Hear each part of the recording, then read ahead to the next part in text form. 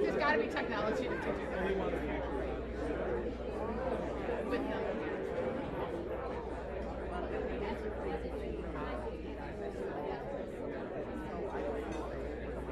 It was captured,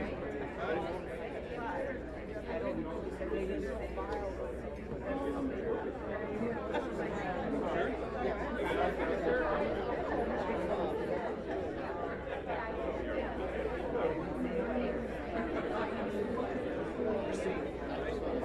I'm seeing you at 11. So we're both race back. Yeah.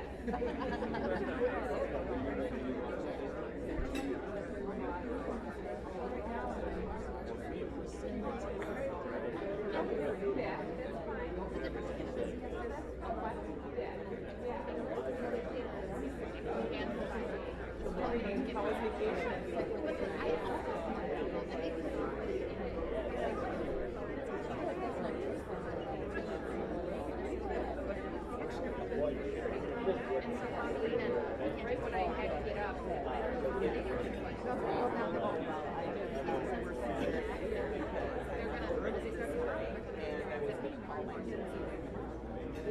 that's almost all. Those are ones.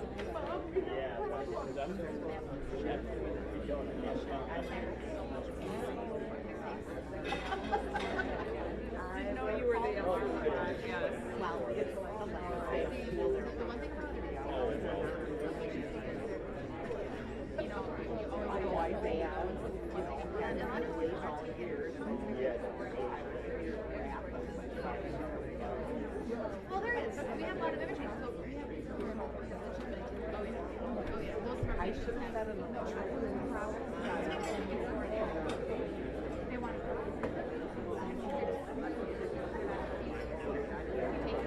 Well, actually, I got it.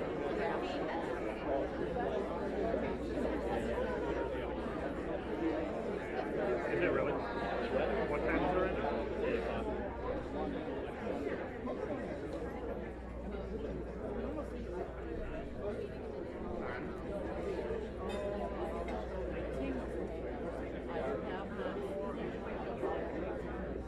We do get into some of we have over the years. We've done acupuncture, massage therapy,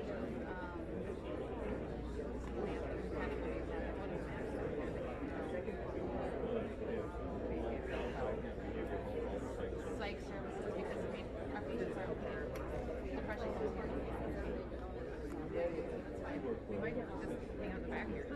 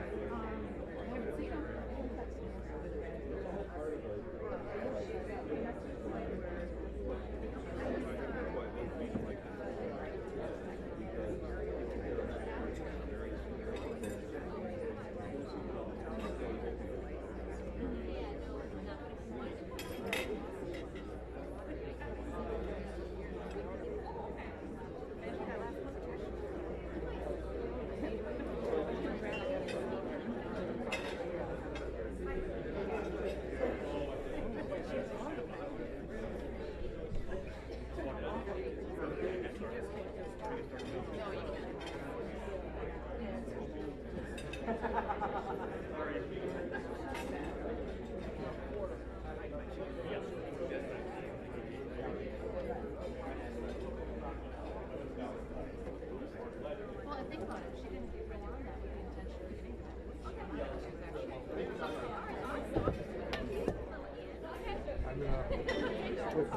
Oh, yeah.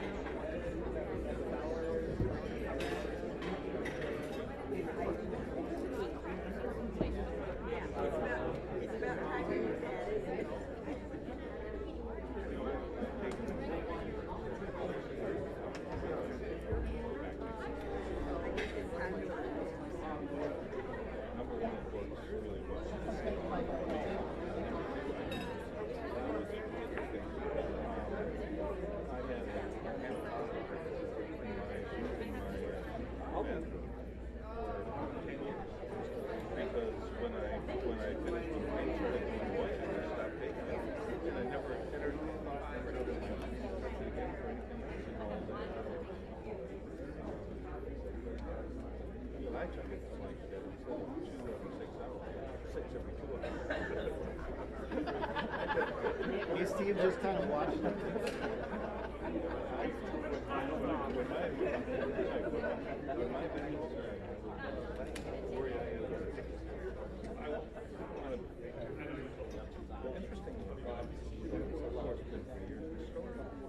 Yeah, do you have an automatic, do you have the slide administrator? Should we have everybody go? It does not. They're experienced in this something.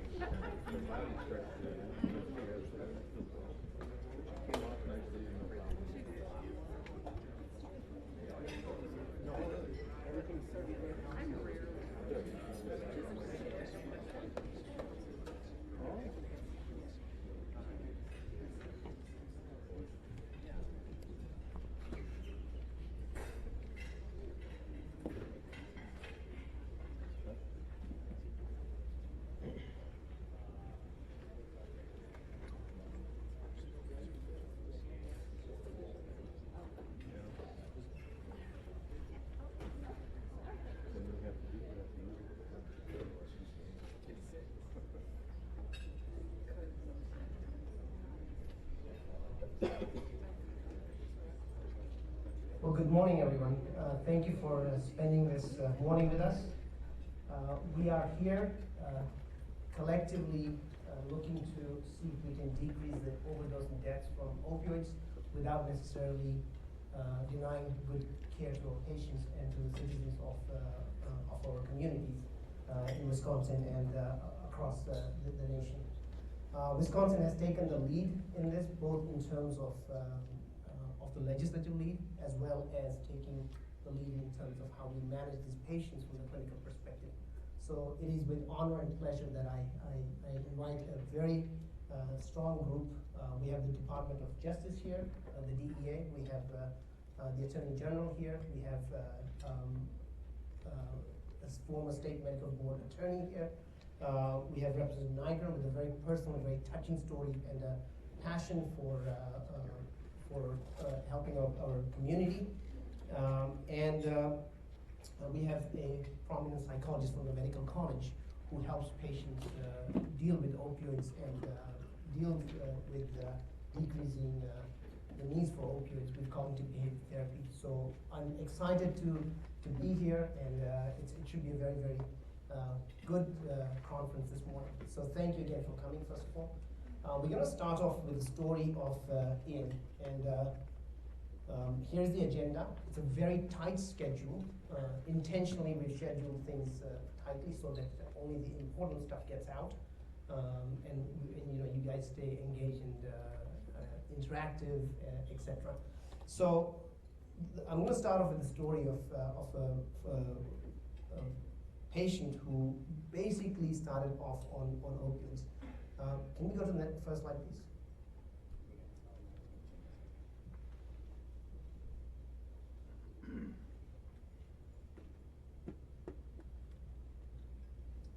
This thing's not moving. Okay. So how did we get here? And essentially, in 2001, we had Joint Commission saying that pain is the sixth vital sign. This was an impetus out of University of Wisconsin. Pharmacologists went to the Joint Commission and essentially was able to convince them that pain is undertreated.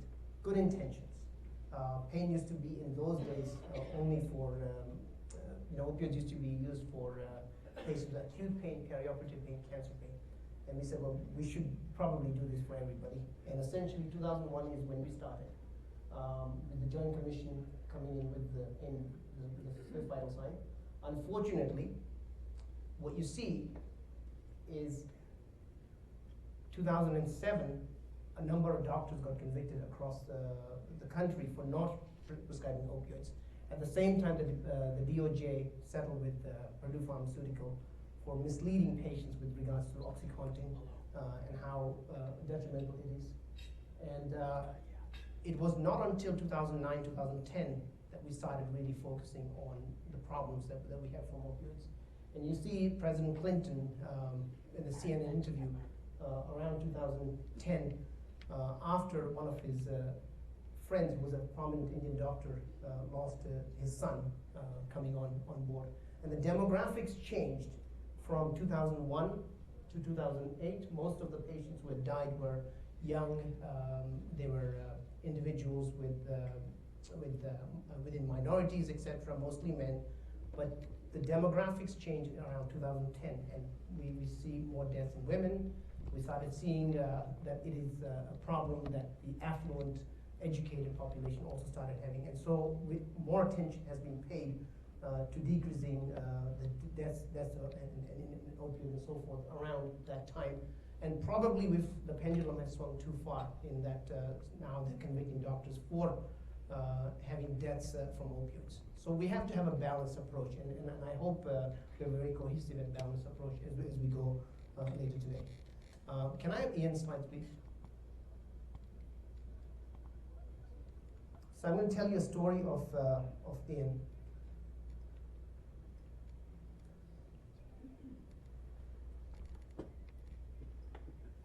While they're trying to get the slides up and going, Ian is a young 33-year-old now. Started off with a work injury, and after that work injury, he was placed on opioids. Thereafter, he ends up having surgery.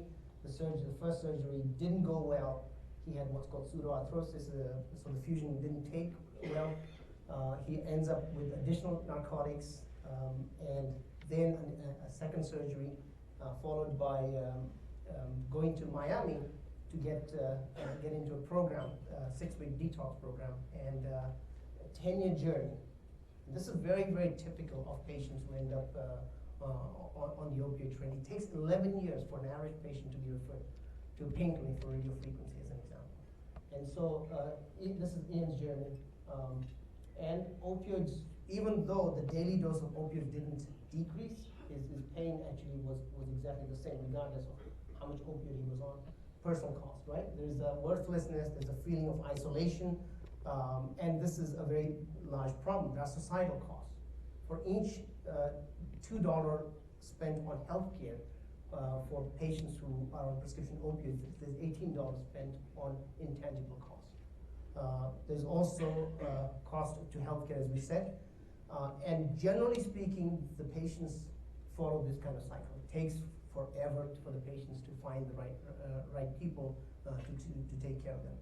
Now, this slide is an important slide because the VA, you know how difficult that population is, managed to taper 47 out of 50 patients off. And what happened to those patients? Invariably, when you take somebody off of opioids, they come back and say, the haze has been cleared, my life is clearer, I can think clearly.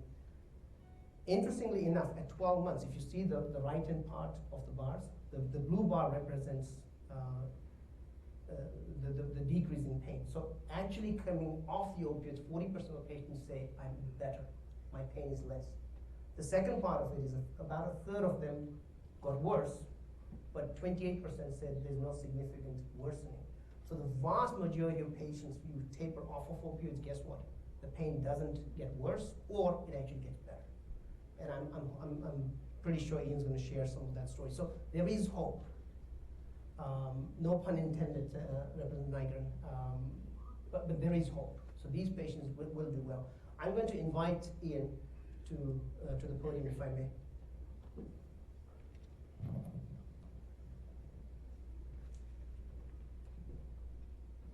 So Ian, can you tell us a little bit about your journey? Well, I got hurt in September 6, 2005. I was 24 years old. Went to get MRI done, and they started me off with just plain Vicodin. A year went by, tried to do therapy, holistic approaches. The pain wasn't getting any better. I had surgery, my first one, in October 16th, 2006. That the fusion did not take, and a year went by, and still kept giving me narcotics, oxycodone, morphine, fentanyl patches, everything. I had my second surgery in August of 2008, and that was a non-failed, that was a fusion. So then I went to a different doctor, along with, keep on the narcotics, and finally after the third surgery, the fusion took. But even after that, I was still on the narcotics.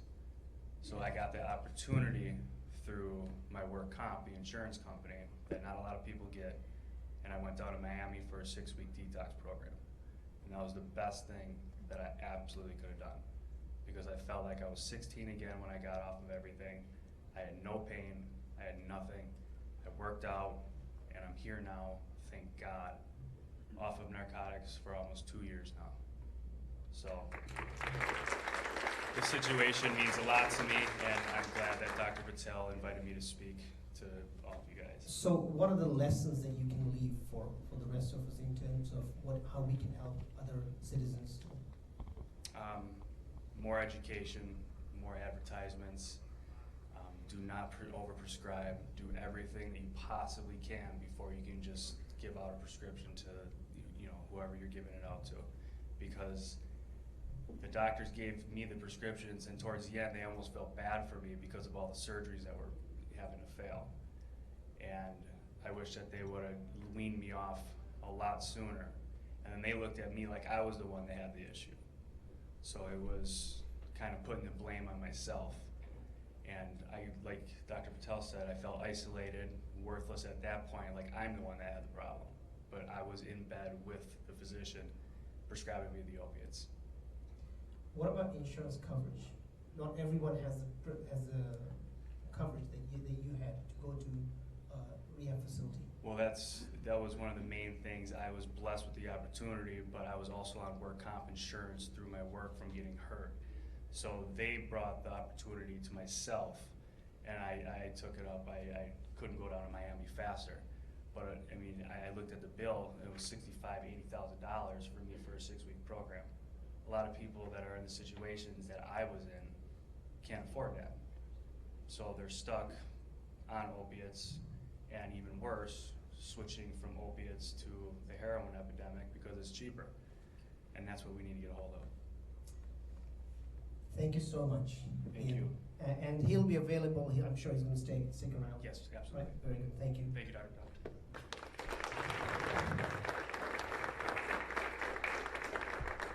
Next, we have Kathy Frederico from the DEA. She is the lady in charge of education.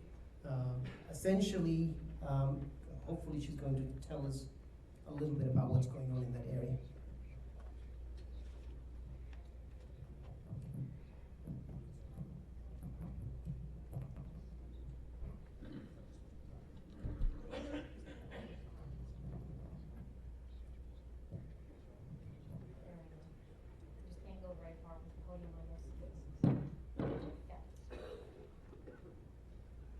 Good morning. My name is Kathy Frederico. I'm with the Drug Enforcement Administration out of Milwaukee, Wisconsin. I've been a diversion investigator here in Wisconsin since 1988, and now I supervise 2 groups, one in Milwaukee and one out in Madison. I've seen this pharmaceutical epidemic. Back when I started in '88, it was just kitty dope. Everybody, the agents were like, yeah, she just does pills. Now today, the diversion program within DEA is where everything is happening in this pharmaceutical industry. So we're going to talk about a few things really quickly. I've got like 21 slides, so it's going to be really fast. So if I start talking too fast, let me know, but I just want to get some of this information out to you. A couple pharmaceutical trends, and you're going to hear it from the rest of the panel. We have 120 people dying every day from overdoses here in the United States. Half of those are from prescription opiates. And what's even scarier to me is we have 2,500 high school students that are starting on prescription pills and trying it for the first time to get high. When I get to the next slide, this is what I think is very alarming. You take the different drugs that we use in our society. Take a look at the last one. 40% of the people that are using opiates, prescription opiates that are prescribed to them by physicians or they take on the street, are 40 times more likely to start heroin, to get on heroin. So you take those 2,500 kids, and 40% are more likely to start on heroin, you've got your next generation of heroin users. coming up. So that's where we have to stop this problem. This took me by surprise in my world within DEA, the diversion control program, that I'll explain a little bit about what we do within DEA. We work a lot of doctors that overprescribe. We have a lot of cases against pharmacists that divert out of their pharmacy, practitioners and doctors that get addicted and do things to get those drugs that they're not supposed to do. We work a lot of those cases. So when I came across this statistic up here, I kind of had to take a step back and rethink what we were doing. 70% of the drugs that are getting out of the street, the pharmaceuticals, are coming from friends and relatives. That surprised me. So with that being said, this is one of the reasons why we are here today. We are trying to stop this flow from even getting out there, take back, and we'll talk about that in a little bit. But I just wanted to bring that number to you because that's a lot of pills that are coming from our medicine cabinets that we're being prescribed by our doctors for usually legitimate purposes. Everybody talks about this cycle of addiction. To me, it's not a cycle of addiction. It's more of a progression. I don't hear that many stories of people going from hydrocodone to oxy, oxy to heroin, and then going back to hydrocodone. I don't see that happening. I don't know if any of you guys do. So to me, it's more of a progression that happens, and this is a progression that we're seeing across the country and here in Wisconsin. You have a group of individuals that get hooked on oxycodone products, starting with hydrocodone typically. Law enforcement, healthcare providers, the PDMPs that are in place, all of these things are happening, and it decreases that supply of oxy that's out there on the street. So what happens? Supply and demand, economics. People are going to start using heroin, and we start overdosing. And just this morning we were talking about this. When people don't have their heroin, the next thing they seem to be going to is methamphetamine. So that's a new trend that's starting to arise here in Wisconsin. This is the the world. Globally,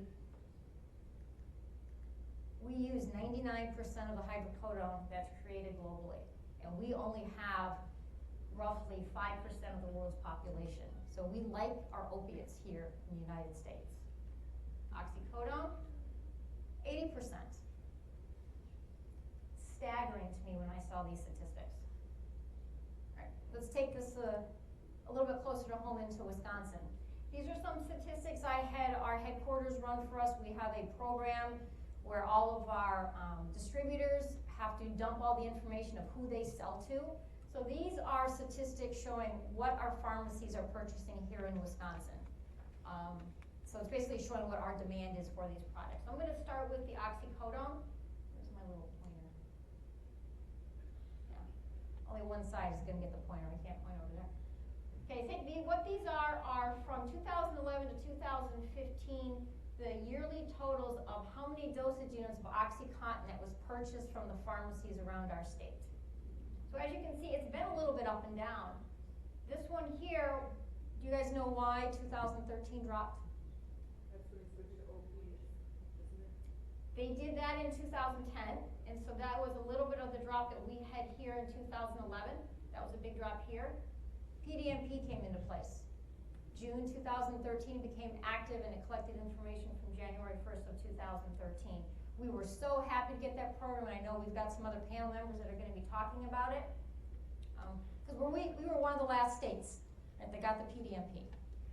And we were way behind the 8 ball on that one. So what happened was the prescribing of opiates dropped. And I will tell you, as a real quick aside, and I don't want to get too far into this, when that PDMP started, we were getting prescriptions, stacks of prescriptions every day that were getting refused by pharmacies across the state of Wisconsin.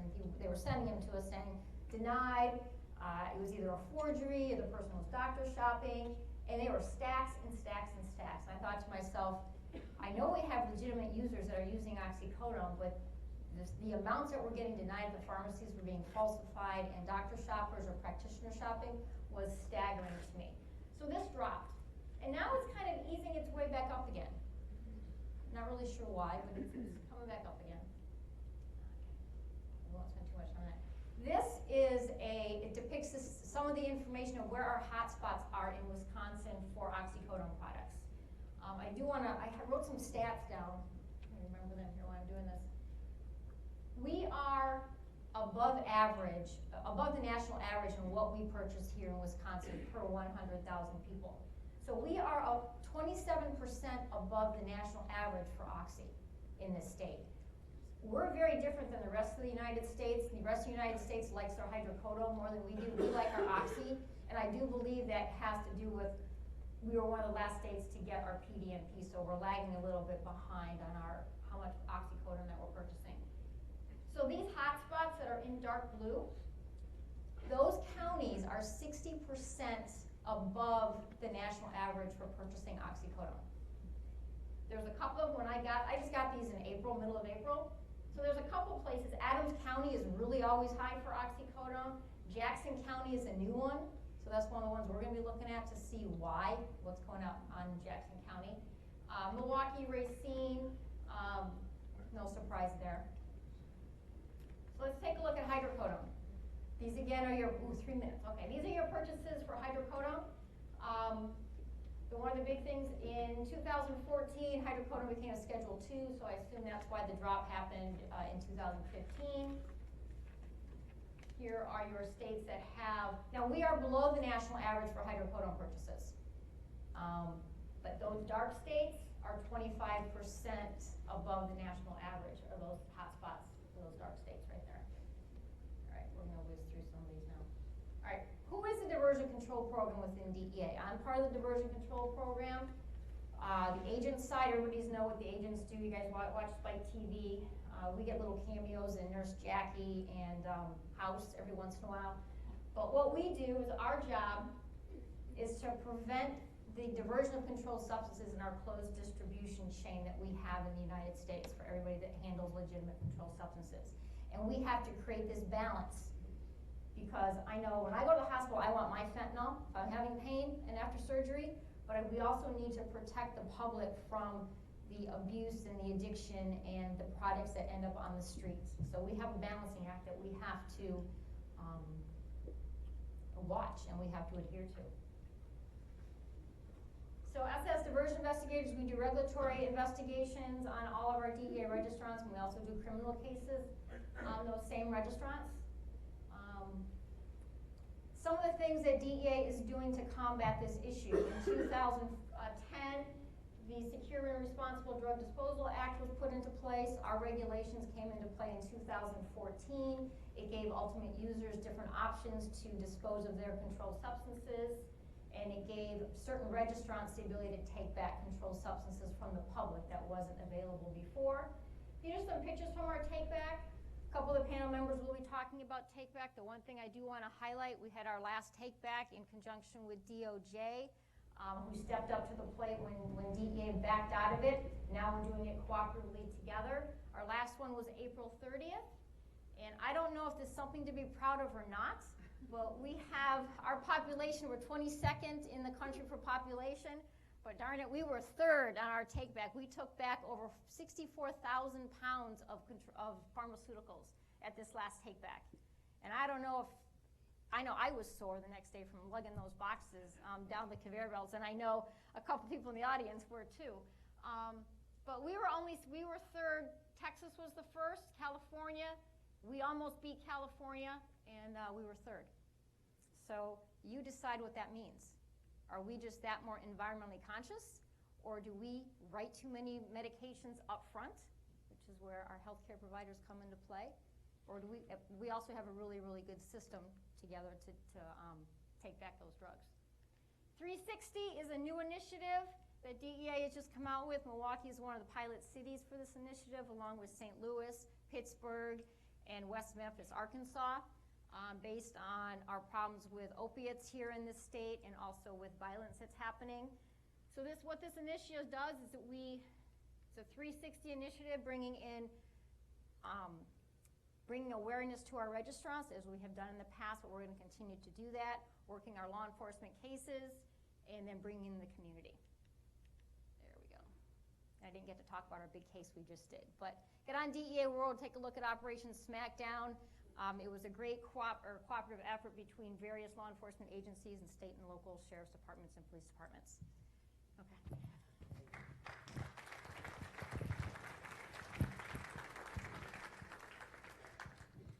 The main takeaway, Kathy, is prevention. Decrease the availability.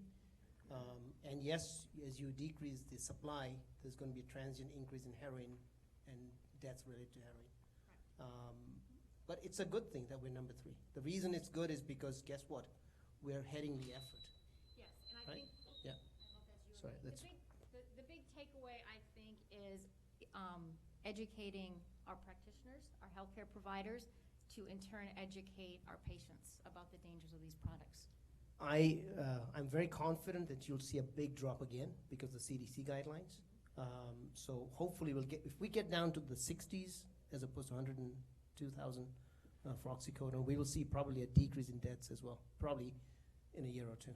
And again, it comes still if balancing what the patient needs versus addiction, people that are abusing and addicted to the medication. So it's finding a balance, and I don't want to put it on a certain number, but it's finding that balance. Well, CDC has done that for you. They put the number of 50 milligrams equivalent of morphine. Thank you. Again, thank you, Kathy. Next, we have our Attorney General, Brad Schimel. He has actually headed much of the initiative from the legislative part, along with Representative Nygren. And he has been a former attorney as well as a policeman, I understand. District attorney. And so I'm looking forward to some comments from you, sir.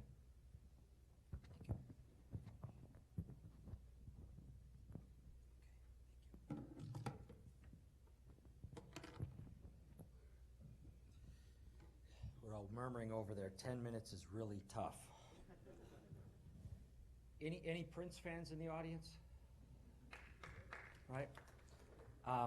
You know, I hope that that this isn't going to be something that you know, people shed some tears or they remember and we hear some tributes and things and then we move on. I hope that from the passing of Prince that America's going to learn a couple of important lessons, like we need to really do something about the stigma that's attached to addiction. You know, people don't seek help, and when you have a person who's so admired as him, who has so many friends, so many fans, so many people that would do anything, and they think so highly of him, and yet he didn't get the help he needed, and perhaps it was because he was afraid of the judgment that people would cast on him, that he's of low moral character, or it's some other weakness on his behalf. Imagine that for any person. We need to change that stigma, and I hope that somewhere out of this we can start to make some progress on that. I served on the Addiction Resource Council Board of Directors in Waukesha County back in the 1990s, over 20 years ago, and our mission statement was, reduce the stigma attached to addiction. Have we made much progress? No, and it's time. If any good thing comes from this opiate epidemic, and you really have to reach to try to find something good to come from this, maybe the one good thing that could come from this is that we start to recognize that addiction can affect anybody, and it's a disease. We wouldn't look at a person with diabetes or leukemia and say they deserve to suffer or die because they have that disease. And yet it's pretty easy to look the other way when people suffer and die from struggling with addiction. I hope that we learn that lesson from the passing of Prince. I hope we also learn that no one's immune. If it can affect someone like him, how do any of us think that we're immune from this? And I'm glad that it wasn't heroin. I'm glad that it was a prescription narcotic, because that is an important message for us all to know, is that we need to be talking about the prescription narcotics. Heroin is later in the process. So we're working at DOJ, and you know, as district attorney in Waukesha County, when we started seeing dozens of opiate overdose deaths in Waukesha County every year, we went after this as a law enforcement problem. We were going to arrest the bad guys, we were going to shut down drug houses, we were going to do all those things. Well, it didn't work out that well for a number of reasons. One of the reasons is drug houses look a lot like this now. And not this phone exactly, but a throwaway phone, and they'll come meet you in a fast food restaurant parking lot or a gas station parking lot with your drugs. Or it's a kid at high school sharing prescriptions they stole from their parents or their grandparents with friends, or selling them to friends. It was a whole different world, and we quickly realized too, with the volume of people. You know, in Wisconsin, we have this was a 2013 number, by the way, over 163,000 people abusing opiates in some manner in our state. You are not going to arrest your way out of a problem like that. So we came to recognize those things. We also came to recognize with those numbers that treatment was in big trouble too, because with that many, we can't hope to reach but a fraction of those people with our treatment resources. And as Ian talked about, treatment is extraordinarily expensive. And it's pretty tough for a family that goes and takes a second mortgage on their home, puts their family member through treatment, and then it doesn't work, and they have to try it again. And there's no more headroom in their property value. We have got, if we're going to win this, as the doctor said, we're going to have to win this through prevention, and that's why we're working on the awareness message.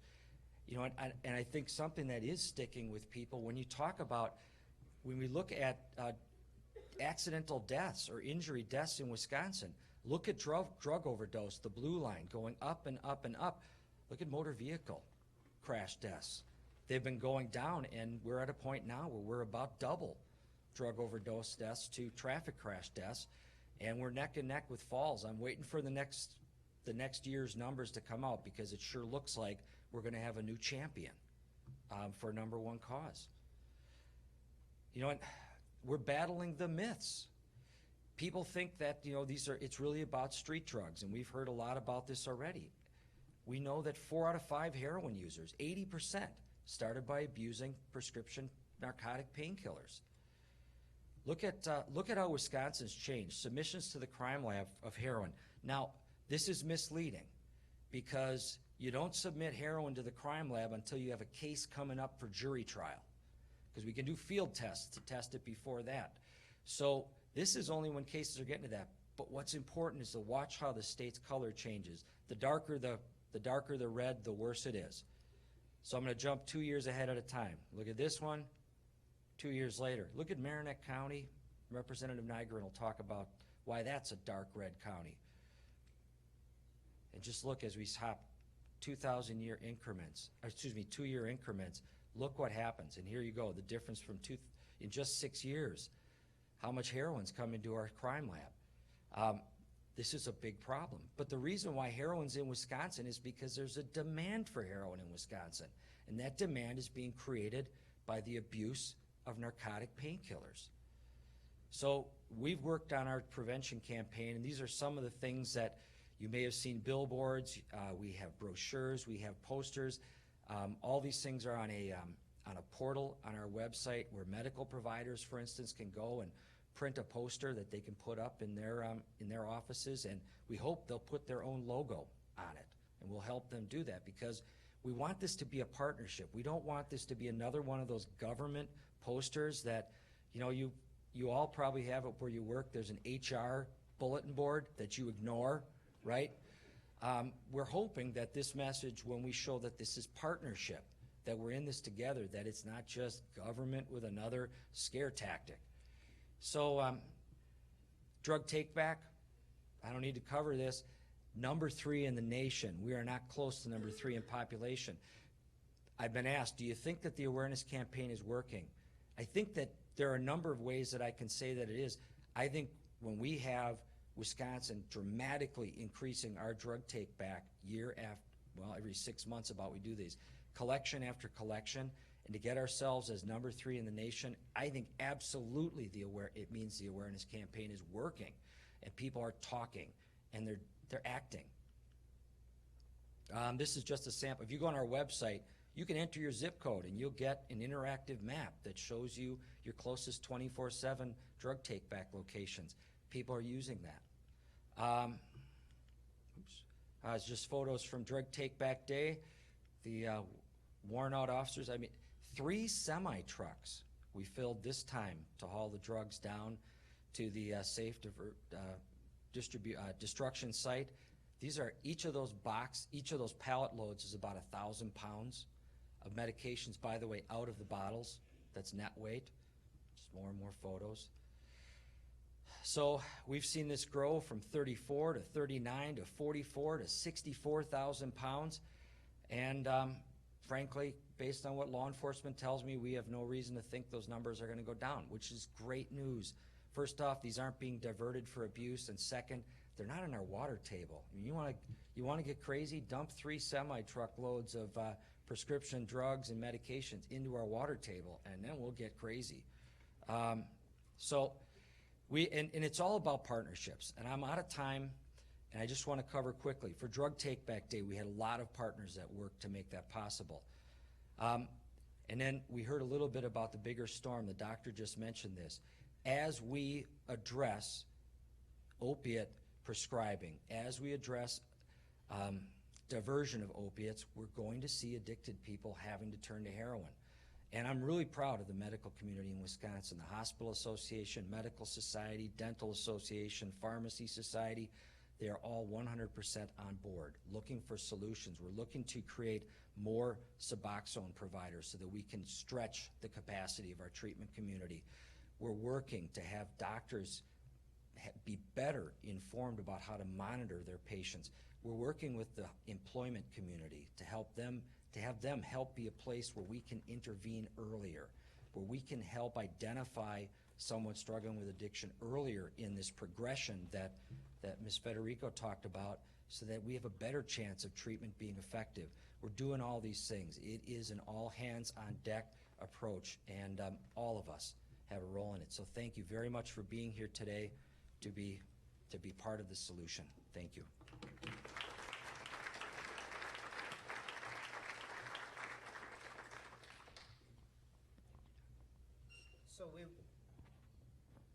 So we've heard a very practical, pragmatic approach so far. Kathy from the DEA suggested a balanced approach. Everyone is obviously passionate about what we do, but the fact that compassion needs to be brought in is something that Brad basically also mentioned. And there is no one more compassionate that I know of than the next speaker, Arthur. He was actually in charge. He's an attorney who's been in charge of the state medical board's attorney functions. Now he's in private practice, but we worked together for the best part of the last 20, 25 years to try to help address the problem, and he's going to enlighten us. Well, I hope.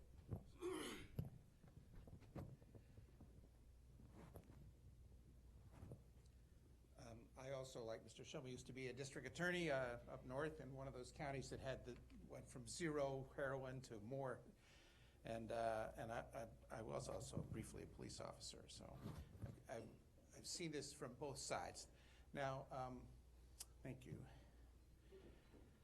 So for 24 years, I was one of several medical examining board prosecutors, and I handled scores of cases involving overprescribing. And I have an hour-long talk called "How Not to Meet Me Professionally," which I'm happy to come give to grand rounds or practices. Just give me a call. The slides are on your flash drive. We all know why we're here. Physicians, and the board sees physicians, and I do want to say that I no longer work for the board and I don't speak for them officially, so I can give you their history and I can try to predict the future. Predicting the future is hazardous at best. Please keep that in mind. For at least 25 years, there are basically 4 groups of physicians that we've dealt with who've had problems with controlled substances, prescribing or otherwise. First of all, they're out of date. Second of all, they're sick themselves in some way, maybe physically, mentally, or from substance abuse. A very, very tiny group are just flat out dishonest. I really only encountered one who I felt fell into this category. He was just using his license as a tool to make money by prescribing. Most of the physicians that I dealt with over the years were just duped. Now, frankly, everybody's going to get duped at some point in his career or her career. I myself have been duped. What a surprise. So being duped is not the problem. Being repeatedly duped is the problem.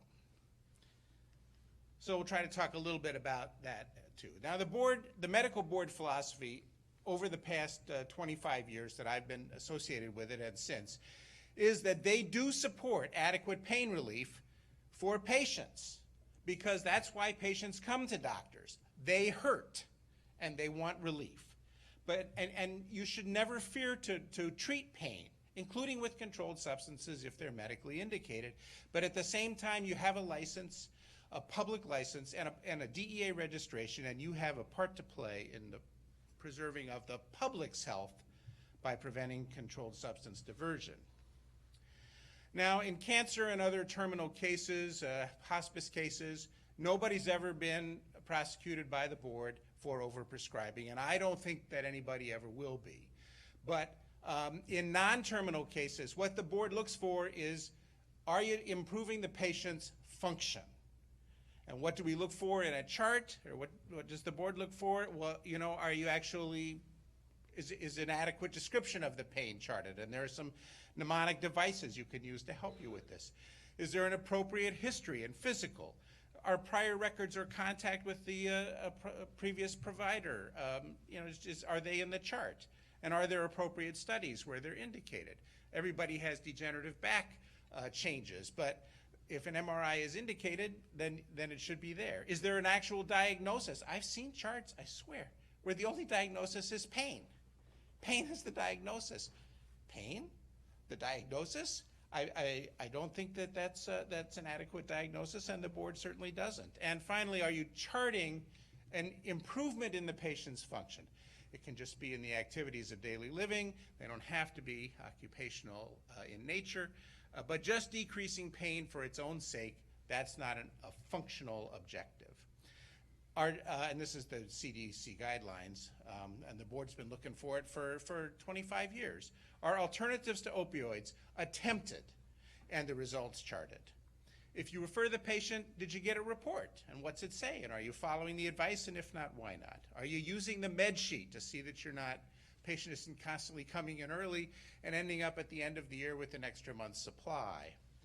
Are you talking to the pharmacist? Are you using the prescription drug monitoring program? And are you looking up your patients on CCAP, the court records, which are available to everybody on computer and can tell you if your client's been arrested for a drug-related crime, or charged at least.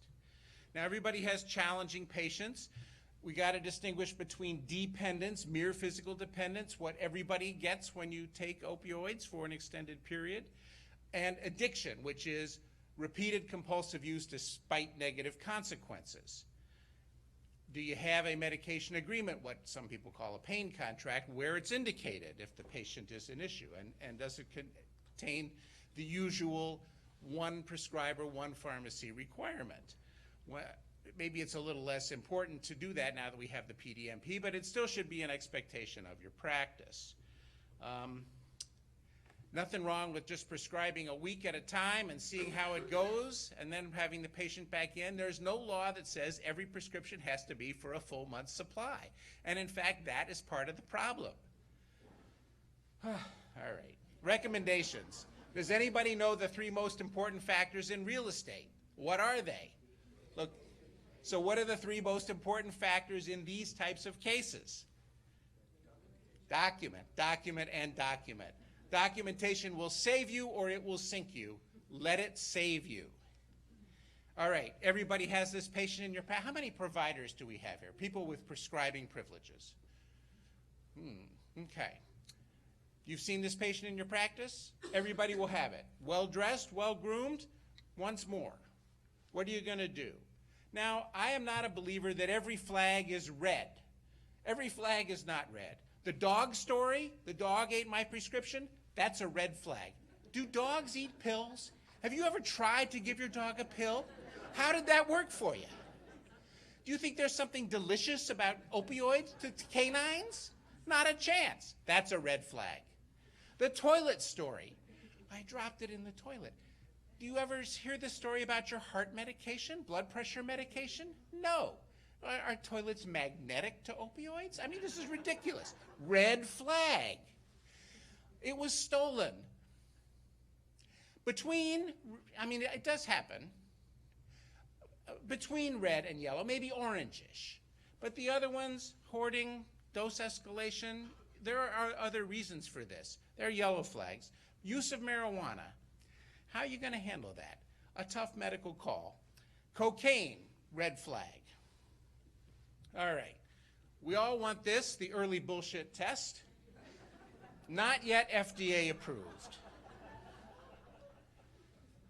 What do you have to have? What does the medical board expect of you? They expect you to have an adequate index of suspicion, what I like to call a healthy skepticism. You are taught to believe the patient. Law enforcement is taught, no, they're lying to you. You start from different places, but we accept that you start by believing the patient. That doesn't mean that the patient's always right or has the right to self-prescribe. If he could self-prescribe, he wouldn't need you. So you have to ask yourself, is the patient using drugs to live a life, or is he just living his life to use drugs? I know life isn't always that black and white. What really makes it hard is that you can be disciplined for not treating pain, for under-treating pain. And here's a guy in Oregon who wouldn't use opioids even in a hospice situation for cancer patients. And you can get sued. Here's a guy who, had a judgment of $250,000 for under-treating a dying patient in a hospital. We want you to give you enough medication to alleviate the pain, but not enough to make it fun. That's a tough line to draw. So there is specialized training. These slides are in your flash drive, so I don't have to go through any of this. This article has been around for 10 years. If it's not the standard of care by now, I have no idea why it isn't. It's on Medscape, so anybody can read it. Gourlay and Haidt wrote this article, and really, if this is what I think most informed the CDC guidelines. So read this article, follow its advice, and you will stay out of trouble. There are other prescribing resources. The CDC guidelines, the medical board is writing its own guidelines, which I think actually will just refer you to the CDC. And then there are a couple of good books, and the Federation of State Medical Board is a leader in this area. You remember these days, I like this, This is heroin, a non-addictive alternative to morphine when it was first introduced. A cough cure, alcohol, heroin, and chloroform. And if that does not cure your cough, I don't know what does. Cocaine, tooth drops for those teething babies. Let's get them started out right. There are many other things. All right, I am supposedly out of time here. The board does lots of investigations, 600 a year. Cases come in, they investigate maybe half of them. Even if you have a complaint about you, your odds are really 4 out of 5 that you'll come out okay. So cooperate with the board investigation. Now, physicians are required to squeal on each other. Pharmacists are required to squeal on each other. Nurses are required to squeal on each other. Nobody's required to squeal on other professions, but you're allowed to, and you have complete immunity if you see something wrong or you think somebody is actually impaired. PDMP. Everybody's got a PDMP except Missouri. I have no idea what their problem is. Not only, well, there's a doctor in the legislature who's really opposed to it. Not only that, they talk to each other. You who practice down on the border of any of our surrounding states, you can get reports from that adjacent state as well, not just Wisconsin, because they talk to each other. All right. What is this? This is my mother-in-law's pills. She died 5 years ago. These were prescribed in the early 90s. It's hydrocodone. It sat in her medicine cabinet for over 15 years, where anybody could have grabbed it. And maybe somebody did. We have no idea how many of those pills she left in there between then and when we cleaned out her apartment. Please talk to your patients about getting rid of old meds. Appropriate, secure storage, please. Thank you.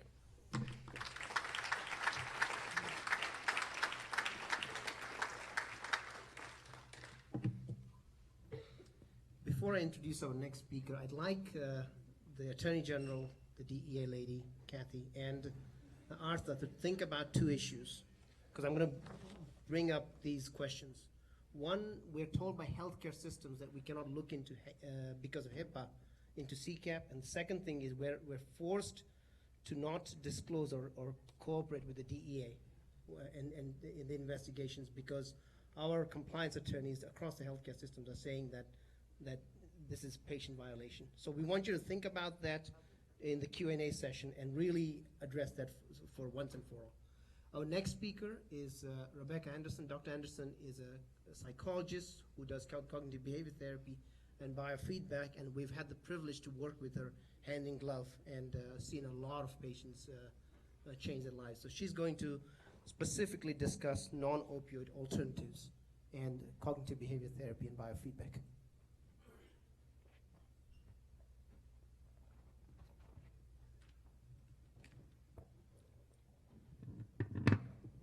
Can you hear me with this one? Okay. Thank you for inviting me to be here today. I'm going to talk about two primary areas. First, and fairly briefly, opiate and treatments for opiate addiction. And then I'm going to talk about behavioral medicine's role and the types of treatments that are available to patients from a non-opiate, a non-procedure perspective for dealing with chronic pain. So AODA treatments involve everything from an inpatient detox, which our guest shared, and it sounds like he had a very comprehensive program. A detox, as most of you know, is relatively brief, can be accomplished in anywhere from about 2 to 5 days, and usually requires hospitalization so that the patient is comfortable during the period of the detox. To be a really effective program, it should be followed by an aftercare program. And an aftercare program could involve something such as an inpatient aftercare program, an intensive outpatient aftercare program, which involves a partial hospitalization where the patient doesn't sleep at the facility any longer, but they travel to the facility on a daily basis or every other day for a period of 3 to possibly 6 hours a day. And at that point, they're engaging in individual therapy, group therapy, and other treatment modalities to assist them in their recovery. And then there's the individual therapy, which is typically recommended following the intensive outpatient program, and that involves individual counseling either with a psychiatrist, psychologist, counselor, or ideally with someone specifically trained in alcohol and drug issues. And then for follow-up and long-term maintenance, there are programs such as AA, NA, Smart Recovery, and a variety of other programs that allow the patient to have continued support in their journey to remain free of drug use. So there are a number of integrative approaches in pain management in the area of mental health, and they can be very successful. In fact, I can tell you I'm privileged to be able to engage in these types of practices with my patients on a daily basis, and I've seen amazing results. The literature is also very supportive of these approaches, and they've been empirically proven to be successful. Cognitive behavioral therapy is the mainstay of the behavioral medicine approach for dealing with chronic pain. And I'll talk a little bit more specifically about that in just a moment. We also do a lot of guided imagery, hypnosis, and mindfulness in working with pain patients and find that to be an extremely successful program. We work on lifestyle enhancement and balance. So my goal when I see a patient is to make them more functional, to figure out how to get them out of their pain and back into their life. And even if their pain level, as someone pointed out earlier today, doesn't decrease, if they're more functional and they're more engaged in their life and they're going to their children's soccer games and playing with their grandchildren, then they're better. So we'll take that. We use a lot of heart rate variability biofeedback in our practice, and there are a number of biofeedback modalities with excellent results. Also, with the age of technology, we're finding a great deal of application for the use of apps. Addressing nutrition and diet is important in giving balance and treating the pain patient, as is exercise and movement. And I really can't stress the the importance of movement enough. I've stopped talking about encouraging exercise because that word sometimes has a negative connotation. So I ask patients how much they're moving and try to get them moving a little bit more. Managing stress is a very important factor because living in chronic pain is a stressor in and of itself, but it doesn't occur in a vacuum. People who have chronic pain also have life events. They have naughty teenagers and aging parents and stressful jobs and all other kinds of difficulties that we as human beings face. Then sleep enhancement, improving sleep, getting the patient who suffers from chronic pain to get a good night's sleep is huge. And there are a lot of behavioral medicine approaches that are very effective in dealing with this. Then there are such programs or treatments as acupuncture, massage, and chiropractic treatment.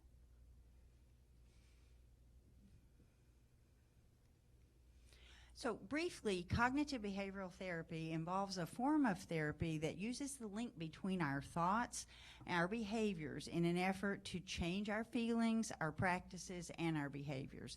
And it's used frequently in dealing with chronic pain patients, and the literature is extremely supportive of the efficacy of this approach in dealing with chronic pain patients.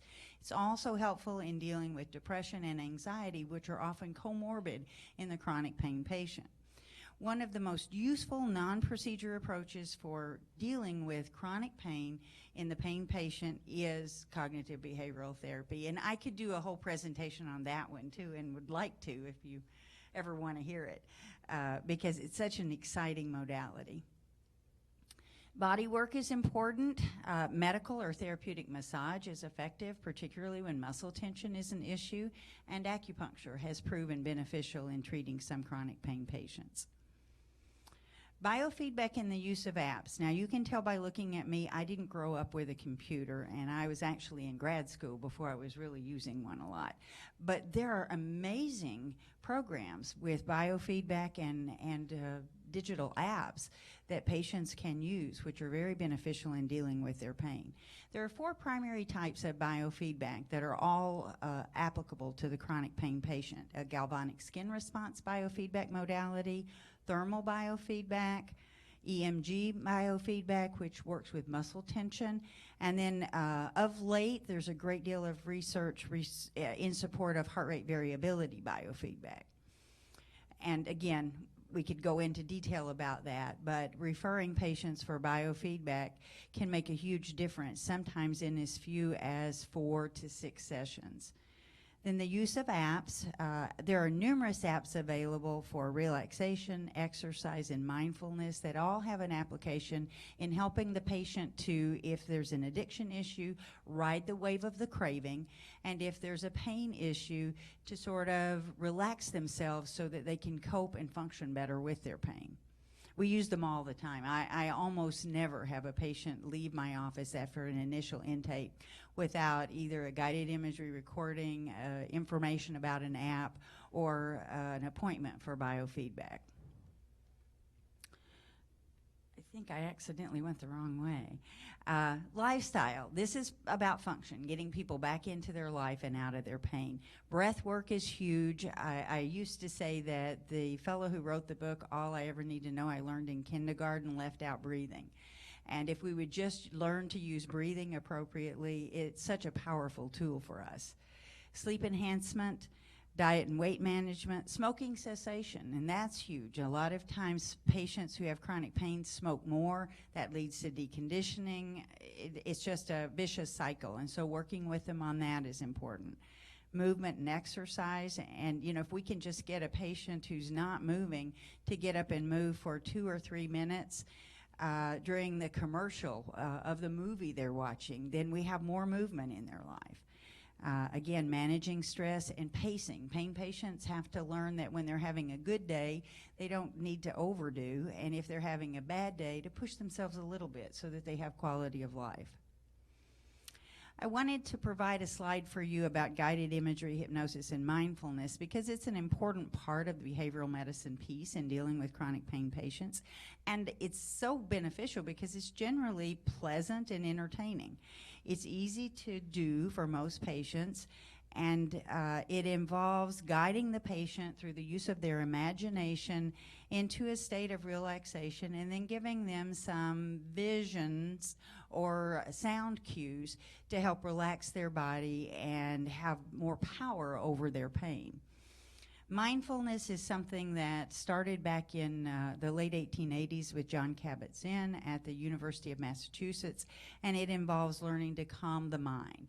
And again, I could spend a lot of time talking about it, but if you are not familiar with it, it's good for all of us. It's not just good for dealing with pain, it's good for dealing with anxiety, stress, helping us to focus our concentration and protect our brain as we age. So this is a very important component of the non-opioid, non-procedure approach to dealing with pain. And I'd like to end by saying that presentation is everything, sort of like in real estate. They have you stage your home so that it sells better. And if you're at a restaurant, if the food looks good on the plate, you're more likely to leave a better tip and enjoy your food. And the same thing is true with bringing up non-opiate approaches to patients. If this is presented in the appropriate way, patients are often very receptive. And the same is true of tapering a patient on a high dose of opiate. If the presentation to the patient is appropriate and the provider presents it in such a way that the patient feels heard and validated, the chances of success are very high. Thank you.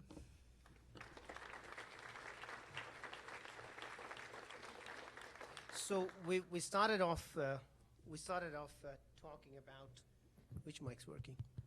We started off talking about the scale of the problem, and then we're briefly moving towards solutions. One solution from the clinical perspective is biofeedback cognitive behavior therapy, but legislatively, what are the long-term solutions? And our next speaker is going to address that, and then I'll come back and give my presentation. So Representative Nygren has an amazing story. It's a personal story. I met him about 6 years ago in Oconto Falls, and I was very touched, very, very touched with that thing, and he has really taken the initiative to move us in the right direction. Thank you. Thank you. Well, good morning. 10 minutes for an elected official, that takes us that long to say hello half the time, but we'll do our best. So we actually have some slides, but this looks more like what I used to open my car. Okay. Normally they start off with slides dealing with statistics. I think we've been through the statistics enough to understand what the problem looks like in our state. I'm going to focus more on what it looks like from a personal side and what legislatively we have been doing to counter the challenges that we face. Okay. Somebody else controlling these? Okay. So, growing up in Wisconsin, born in Marinette, Wisconsin, 1964, date myself for you, 52 years old. I looked at the community I grew up in as pretty much Main Street, Wisconsin. And population 12,000, a place where you didn't lock your doors at night, and actually basically the neighbor moms took just as much care of you as your own mom did, and that's just the type of community I grew up in. Well, little did I believe that, as I became a parent, that my hometown would become a heroin town as identified by the Wall Street Journal, but it did. And that was a reality that me as a parent, me as a part of a family, began to have to address. So, as I said, the statistics, typically growing up in the 70s and 80s, heroin was something that you saw in the movies. Rock stars were doing heroin, dark alleys, bad people, not beautiful, not young, people with a bright future ahead of them, but that's not what the reality became in my community. Next slide, please. So once again, looking at statistics, I think we all identified earlier speakers identified the spike, and these are actually national statistics. Next slide, please. So once again, the slide on the left is ER visits, dealing with heroin-related emergency visits. Slide on the right was mentioned earlier, but these are the statistics. I think early on we all kind of identified the heroin and opiate issue in Wisconsin as a young person problem. Especially for those of us who have young people that were affected, that was our reality. But when you look at actually the statistics in 2014, yes, there is a significant a spike in the 25 to 29 age group, but you can see there's actually issues in pretty much every single demographic in our state. Next slide, please. So prior to getting to the HOPE agenda and what we did, there's typically a slide in here where I tell kind of my story. And it's not really my story, it's actually my daughter Cassie's story. Cassie was born in 1989 on Valentine's Day. Beautiful little girl, did have some challenges growing up, including her mom and I divorcing when she was about 3 years old, as well as what we didn't know at the time but later discovered at the time of treatment was that she was sexually assaulted when she was 12 years old. And that actually kind of makes a lot of sense for us and those of you that might have some perspective with addiction know there's a lot of people that are actually seeking to hide or cover up other pains in their life through addiction. Well, Cassie's began with a boyfriend sharing OxyContin with her when she was a junior in high school. We actually had a doctor in Menominee, Michigan, right across the river. We talked about border issues earlier, that was actually selling prescriptions for OxyContin. He actually, so that created a supply on the street. He actually went to federal prison somewhere in the late 2000s for 3 years, lost his medical license, but unfortunately had created a huge percentage of our young people that were actually addicted to OxyContin. When the supply went away, heroin dealers were more than willing to come into our community and fill that void. It also kind of corresponded right around the same time that OxyContin reformulated into abuse deterrent or abuse resistant. So that was kind of the background. As a parent and an elected official with a child with an addiction, you try and deal with this the best you can. I remember the day she shared the story with me. We were actually at a pizza place in town, and she told me that she was addicted to heroin. This was actually the culmination of several years of deteriorating behavior, deteriorating success. This is once a girl that was straight A student, had talked about going to NYU, wanted to become a doctor, but began to not show up for school, grade slipping, actually got to the point where she did not graduate from high school. That is, while disappointing, that was only the tip of the iceberg for us. Unfortunately, dealing as a parent, you had few options. We went to the school, we went to the police department because she was truant, thinking we could get some exercise, some parental control on her. Unfortunately, her boyfriend's family allowed for her to spend the night there, took away the parental control that you typically would have. Unfortunately, there were no options for us at that time, and even still, that's a struggle. So she did not graduate, but that was only the tip of the iceberg, as I said. A few years later, after having had multiple opportunities for treatment, which had all failed, we had gotten to the point where that was, I guess we began to live with the fact that that was our reality, and unfortunately wait for that call, fear that call as you go to bed every night, wondering whether tonight was the night you would get that call. And if anybody has lived with this experience, you know exactly what I'm talking about. Well, that call actually did come one day. It was actually, I just looked it up on my phone, August 10th of 2009. It wasn't the nighttime, it was the middle of the day. Her mom had gone home to shut the windows because there was approaching a thunderstorm, only to find Cassie's friends, and I'll use air quotes on that, friends leaving the house, and she found Cassie passed out, purple, struggling to breathe with a needle in her arm. They had left her. Now, she called me before even calling 911. I said, she doesn't deal well with, situations like that. A lot of people wouldn't. I said, call 911, I'll be right there. So I got there before 911 first responders showed up, did my best to try and help her breathe, prayed a lot, and hoped that they would show up to be able to do something to bring her back and have her be able to lead the life that we'd all hoped for. They arrived, and in Marinette we have both EMTs, basic level, through our rescue squad, and paramedics assigned to the Bay Area Medical Center. Thankfully, the paramedic showed up first, administered Narcan, and brought her back.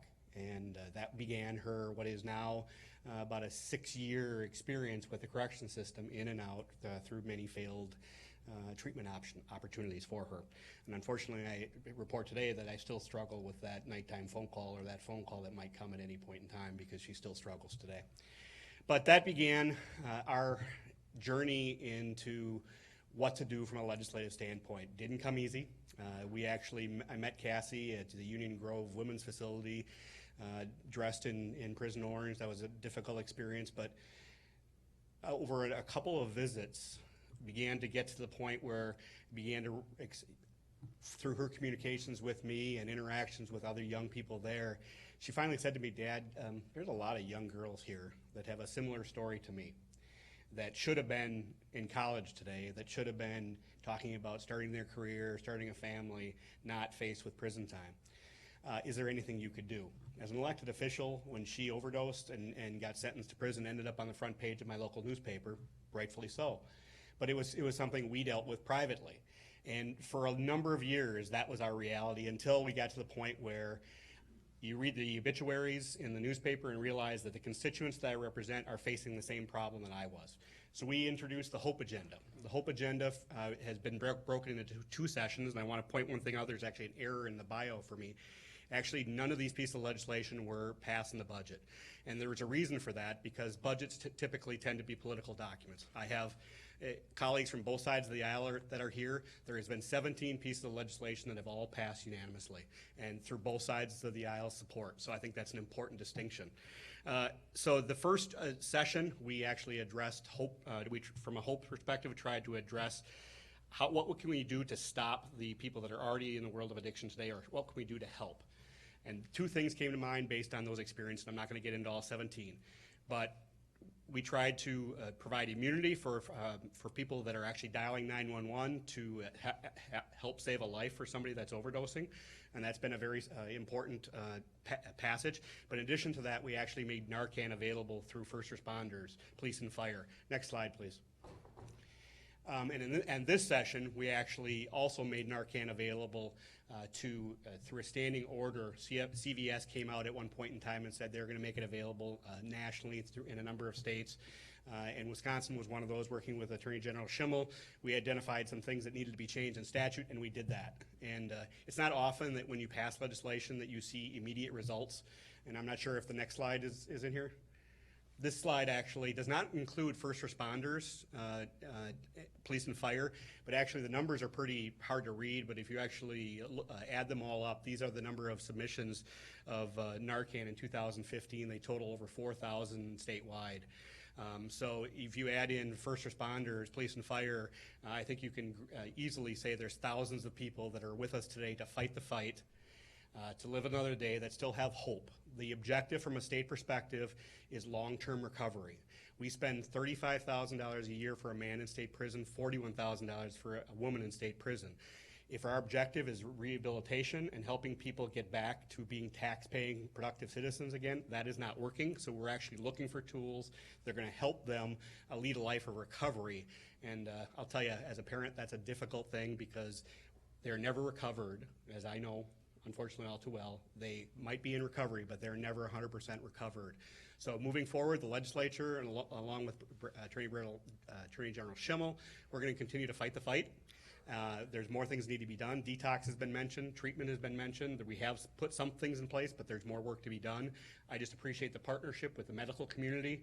Dr. Patel and I met in O'Connell Falls, just to wrap up here, thinking that I was going to sit down with somebody in the pain management and they're going to tell me everything I was doing was wrong, because that was my expectation.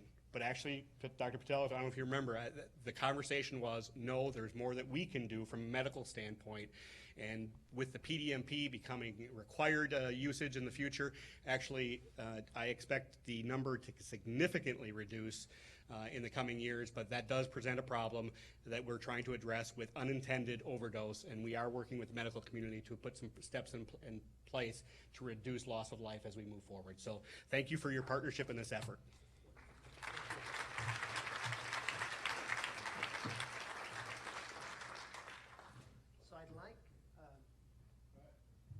So I'd like you guys to think about two things. Access. Ian, with his story, mentioned access. The CDC guidelines say that anybody who's at risk of overdose and death should have prescription of Narcan, and you teach the family members how to. Unfortunately, 90% of those prescriptions that were written for Narcan for the family members to use are being rejected by insurance company.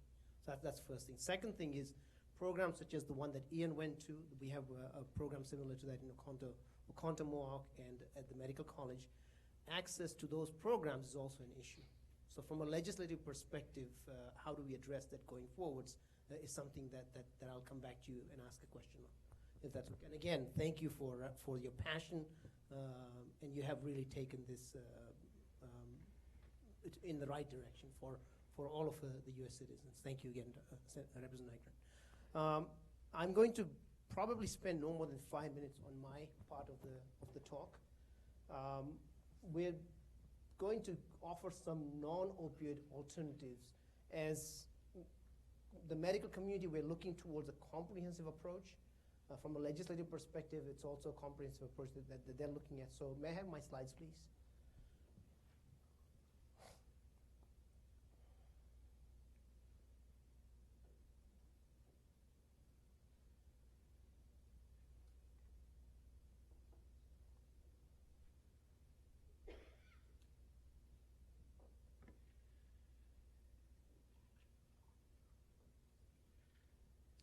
As the slides are being loaded, both the CDC and the HOPE legislation actually are very good tools because they reduce some of the ambiguity and the misunderstandings that we have as medical community. Can I refer a patient? Can I give somebody methadone? Can I give somebody Suboxone? What is the risk of addiction and overdose and death and so forth? A lot of ambiguities that are out there that we're trying to address from our perspective. For example, the new HOPE legislation requires CME education. Why? Because a lot of confusion can be addressed through the CME education.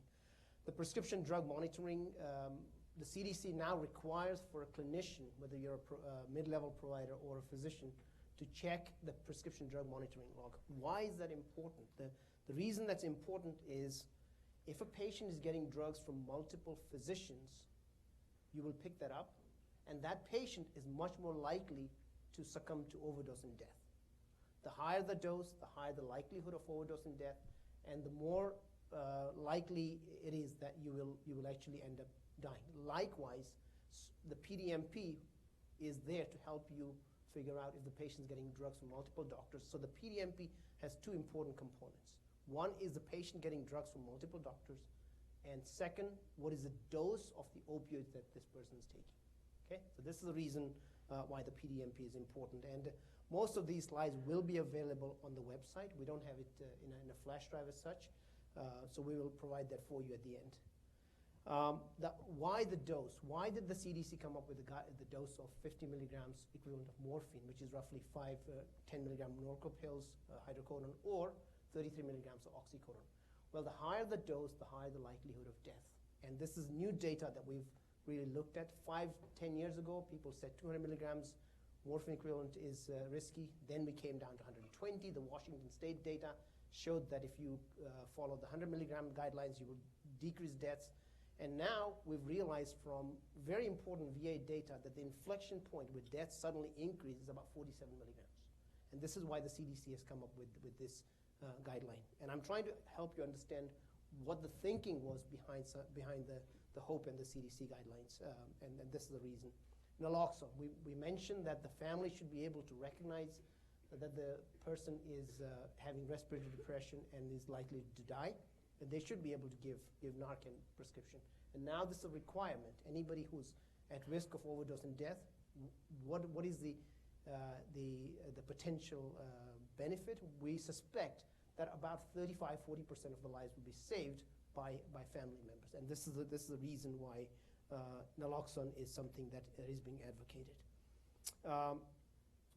The earlier you intervene, the better the likelihood is. Okay, and we're talking about a comprehensive approach. What does that mean? Cognitive behavior therapy, biofeedback, non-opioid medications, interventional procedures, all of these come into play. Biofeedback is a very powerful tool. I trained in the UK, and you know, as you're going through medical school, you do clinical trials. One of the trials was on biofeedback. And what you did, you basically, in those days, the arterial lines were brand new. So they put an arterial line inside your artery. You look at your heart rate and you look at your blood pressure. And if you can drop your blood pressure or heart rate by 10 points and sustain it for a minute or so, you get rewarded with a picture of a naked woman, right? So your heart rate goes up, your blood pressure goes up. But over a period of 28 days, virtually all of us were able to control our blood pressure and heart rate. So biofeedback is a very important and strong tool that will allow you to control your pain, but it requires someone who is an expert in teaching you how to use that. So that is an example of what Dr. Anderson was talking about. Some of the things that we do are interventional procedures, and technology provides solutions for a lot of patients. As a nation, we are very innovative.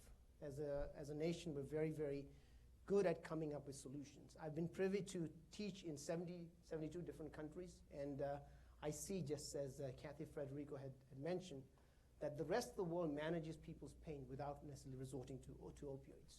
80% of the world's oxycodone used by less than 5% of the world's population. 99% of hydrocodone used by less than 5% population.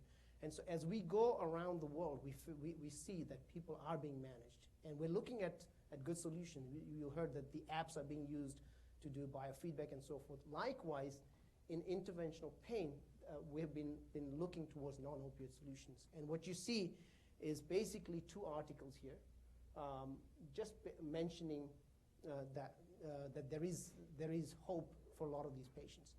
So if you have low back pain, and if you do spinal cord stimulation, the technology is new and different. It just got published last year. On average, you will be able to decrease the opioid utilization for that patient at 2 years from 84 milligrams to 27 milligrams, okay? So this is the huge. If you look at the posters, they basically show you the same thing. That there are innovative solutions. We are resourceful as a nation. We have some of the brightest people in the world, and there's always hope. But it's going to come in a very slow and methodical way. So I'm going to go ahead and stop that. And please take your time to read some of the posters, et cetera, because they do give you some additional information. So I'm going to go ahead and stop here. And we have questions coming from the WebEx, which are going to be read from the back. Can we take the first question? Do you guys want to take a little break? Go straight into the Q&A? Okay. Shannon, can you give us the first question? Sure. And then tell us who it's going to get directed to. Well, I think this might be a question for you, Dr. Patel. Okay. When a patient makes a mistake in using pain medication as prescribed, should they attend the clinic in a weekly format to review use? So this particular example is a patient who has pain from a past injury, and the pain was established through imagery prior to the misuse. I'm not sure that I understand the question, but if a patient makes a mistake, should they come back and see the doctor? The answer is of course, yes. Are we going to necessarily give you a prescription just because it's been stolen or it's been lost? The answer is no. It depends on your risk. If you are somebody whose urine toxicology shows that there is cocaine, or it consistently shows that the medication is not there, then even if you bring a police report, we're not necessarily going to give you a prescription. But we will be looking to give you non-prescription, non-opioid alternatives. Next question. In the audience, yes. In an effort to destigmatize the addiction, the term has been replaced with opiate use disorder in the DSM-5. So I try to recommend people stop using that term. And then I had a question for Dr. Thexton, or Mr. Thexton. When a patient has to be discharged from a clinic because of inappropriate results in their urine drug test, what should be done for that patient? Should they be offered tapering instead of just an abrupt discharge without any further prescriptions? Should they be referred to treatment? Or suggestions or requirements on the part of a doctor. I Okay, mean, well. I see that story all the time. Sure. And I want to say that the first thing to emphasize is that violation of the pain agreement or an inappropriate urine drug screen result does not mean that you have to discharge the patient. And I really offloading your problems onto other practitioners is not in the long term in the best interest of public health. So do consider other options. If people can't manage opioids, then try another medication. I myself am a chronic pain patient, and for me it's gabapentin and NSAIDs, and so there are many other treatments, and I think that they should be offered. Now, if you have a patient that you're going to discharge for other reasons, I think that including but not limited to inappropriate drug screen result, what you do depends on what the result was. If the result is that the patient is not taking the medication that you've prescribed, then why would you give him a tapering dose? He's obviously tapered himself. So it would depend. Normally you give a 30-day letter and say you'll provide emergency treatment, and then he's on his own. And yes, you would absolutely refer him for treatment. The new CDC guidelines actually tell you that if, for example, if you are suspicious that the patient is selling the drugs, or if the patient consistently does not have the medication that you're prescribing in the urine, you do not need to taper them anymore. Again, this is some of the ambiguity that we've had historically. So the CDC guidelines, and we have decks of slides prepared. Happy to send them out to anybody who wants to use them for the greater good. So you do not need to taper them. Our conversation typically at advanced pain management is, love to take care of you as a patient. Unfortunately, we cannot give narcotics, but here are the other options. Rarely do we discharge a patient. The word discharge could potentially come back to you as abandonment. And really, what are you doing in terms of the greater good for the citizens of Wisconsin as well as for your patient if you discharge the patient? So I concur with you in that we probably shouldn't be discharging. We should be giving them alternative. The problem comes many times, access is a problem, insurance authorization, etc., precludes the use of some of these other treatments. Next question. May I have you address the CCAP question and the HIPAA violation, Brad and Kathy? I can't imagine why a medical provider would not be permitted to check CCAP. It's a public website, and there are certain things you should not use CCAP for, like not employing someone, but for purposes of knowing that your patient may have been arrested for charged with some drug violation, you certainly should know that if you're going to provide them comprehensive treatment that takes into account their whole picture. And what about the question of, for example, if I'm suspicious that the patient is selling the drugs, to inform either the Attorney General or the DEA or the local sheriff? Now, it's important for everyone to hear this message. Do not ignore the advice of your risk management professionals. They do this for a reason, and they're trained at it, so pay attention closely to their advice and follow it. However, the HIPAA regulations, they have specific exceptions for illegal activity, that you may cooperate with law enforcement when you have reason to believe there's illegal activity being conducted. Kathy? Yes, and AG Sherman was exactly right. Under certain situations for law enforcement, you are exempt from, and you can provide information to law enforcement, and you're HIPAA exempt. For DEA, we are in a different kind of a category because the Drug Enforcement Administration is both law enforcement and regulatory oversight. So by statute, we are exempt from HIPAA. And from time to time, we do come across registrants, specifically various pharmacies, hospitals, and larger healthcare systems that challenge us on our requests. And what we do is we work with the U.S. Attorney's Office and with our regional counsel in Chicago to work through those. But in the end, we typically get our information because we are HIPAA exempt. We just have to, we have some hoops to jump through with the attorneys to explain why we are. Representative Nygren, can we bake this into our legislation so that this kind of concern is not raised downstream? Hope three. Yeah. I just had a meeting with the Department of Safety and Professional Services to actually give me a run through of what the new PDMP will look like. And this is actually a conversation that came up during that discussion. Integration with both CCAP and with medical records. And actually, from my understanding, that's not so much on our side with the PDMP, it's actually the providers of the medical records, whether it be, what's the one in Madison area? Epic, or what other vendors are out there. They're them integrating in the PDMP is the bigger challenge, but these are topics that have been discussed, yes. Thank you. Questions from the audience? Yes, sir.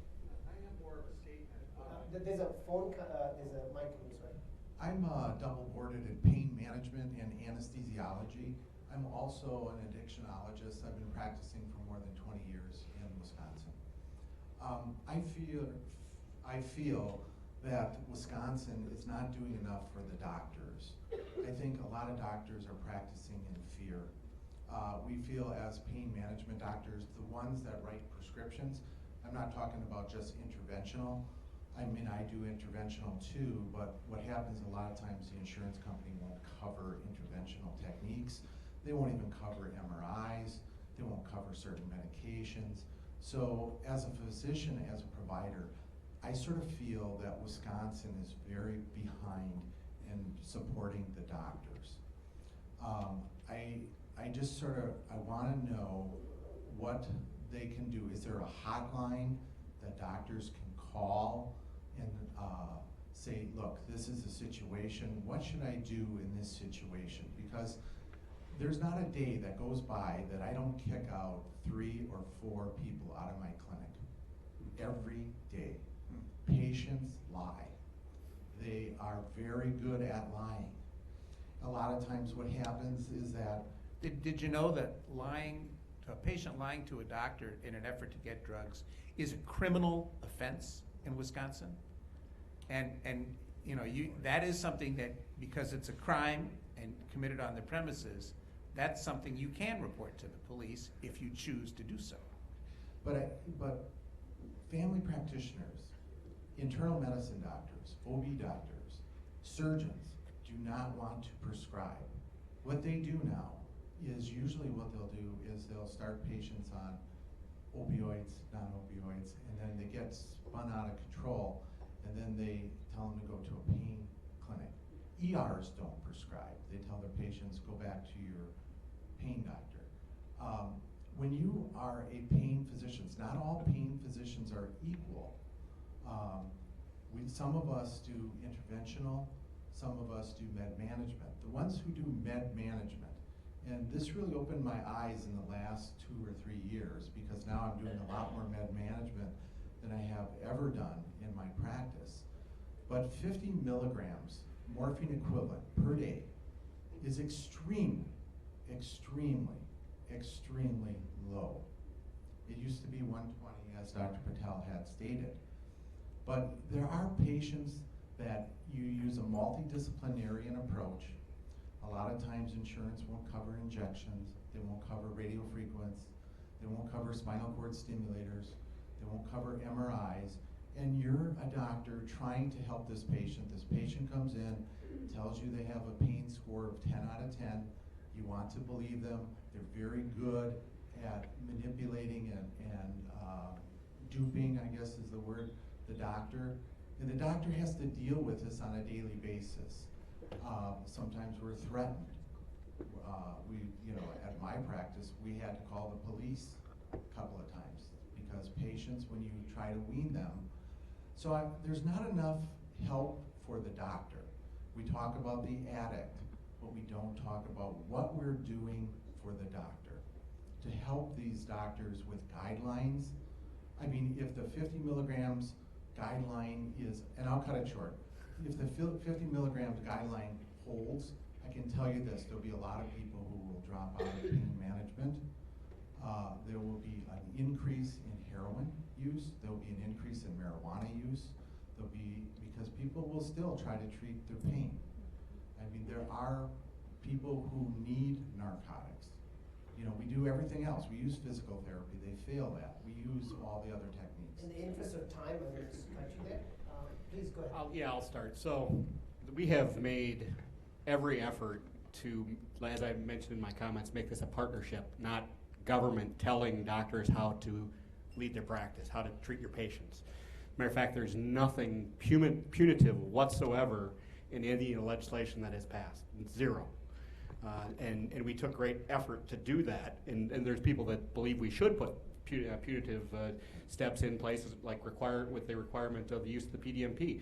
But we didn't do that because we thought that you having the tool would be the most important piece of the puzzle, not the punitive side of it. So, I mean, is there more we can do? I think the CME and other things moving forward will be helpful, but I'm willing to listen. But actually, I would take some objection to what you're saying. Actually, Wisconsin has gone out of its way to not be punitive to doctors and to look at this as a partnership rather than a punishment. I think he was not focused so much on the punitive aspects, but he was focused on not having ability to send patients and treat them appropriately. You're talking about from an insurance standpoint? Yes. Wow. So you asked me that question earlier. So I actually just had a roundtable discussion with every insurer in the state of Wisconsin, health insurer in the state of Wisconsin, meeting just with myself and my staff about some of these issues. I'll address Narcan first of all. Actually, this is something I hadn't even considered actually when we pass legislation. Sometimes you pass them and figure out the problems afterwards. But what other medication are you actually going to are you submitting to insurance that's not for you? You're not, in most cases, you're not the end user.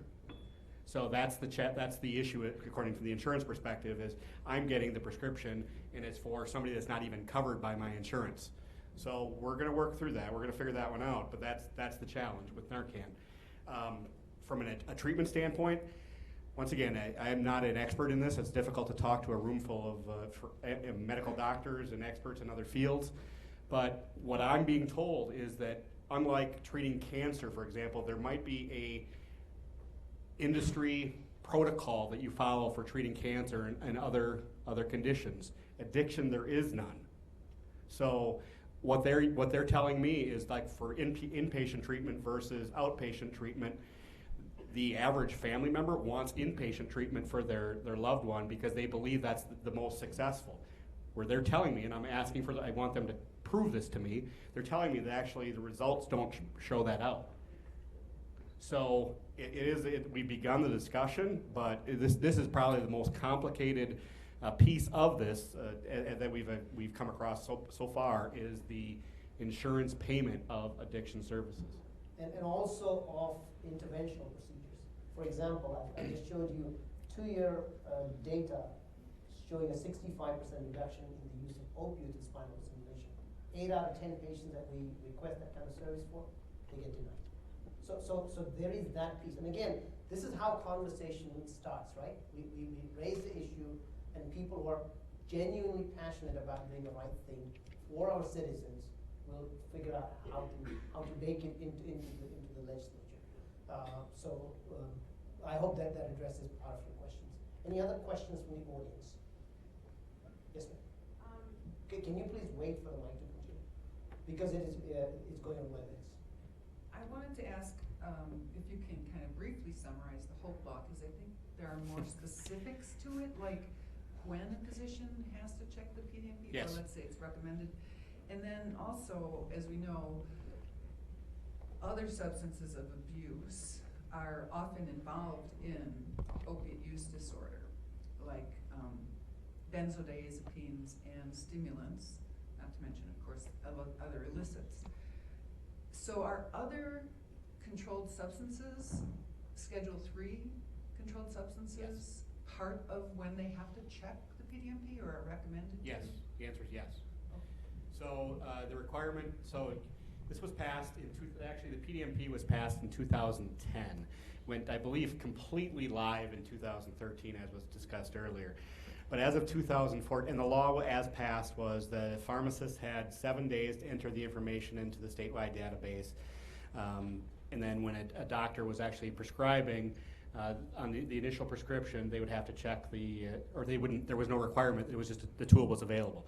So as of August of 2014, I can tell you the pharmacists were entering the information within 7 days, but only 14% of doctors statewide were utilizing the PDMP. So that's kind of a problem. And to the DEA, that actually seeing that significant drop, even though only 14% of the docs were utilizing it, is amazing. And my guess is the reason it spiked back up again is because they figured out that not everybody was using it, so that the pill seekers were still, going back to their old behaviors. So what the requirement is now is that upon initial and refill, that the doctors have to check the PDMP for or their surrogate for their patient, and then the pharmacists have to enter the information within 24 hours. So the most recent data set that we have says that 18,000 people died from prescription opioids, another 10,000 from heroin, 7,000 died from benzodiazepines. Okay? And the combination of benzos and opioids cause greater respiratory depression. So that's the rationale, the medical rationale behind. I do want to point one thing out. It is actually not live. The requirement is not required until April of 2017, and the reason was once again that the dialogue with the medical community over and over again, and as I listened to people, they said it's not user-friendly on the current system, and we're actually completely rebuilding it. It'll be very user-friendly. You'll have basically you sign in, you'll have a dashboard that shows your statistics based on your specialty versus others in your specialty. So you'll have a good understanding of where your prescribing habits lie compared to your colleagues. So from the state perspective, it may not be required till next year? It is not required use until but April from the 2017. From the CDC perspective, as of March 16th, you're required to check the PDMP. So hopefully the federal initiative will help you along the way. And anybody who wants the CDC guidelines, I'm happy to send these decks out. Really, we've put so much effort. Good 1,000 hours plus have gone into creating these tools so that you as primary care doctors can implement these guidelines. We have Jonathan Gelfman, Dr. Cook, who spent hours and hours trying to clean this out for wider use. So hopefully that will also help. Dr. There's Patel, yes, I do want to point out that the CDC doesn't have the authority to force doctors to do anything, but the medical board pays attention to the CDC guidelines, and they will expect doctors to comply with them or to have a good reason why they're not. So there was one line that we insisted went into the CDC guidelines, that these are guidelines, they're not prescriptive.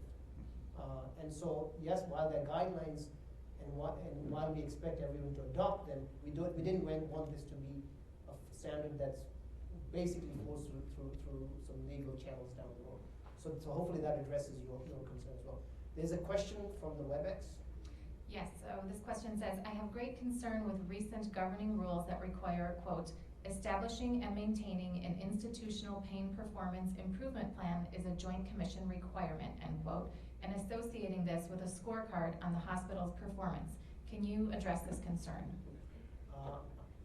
I'll take that.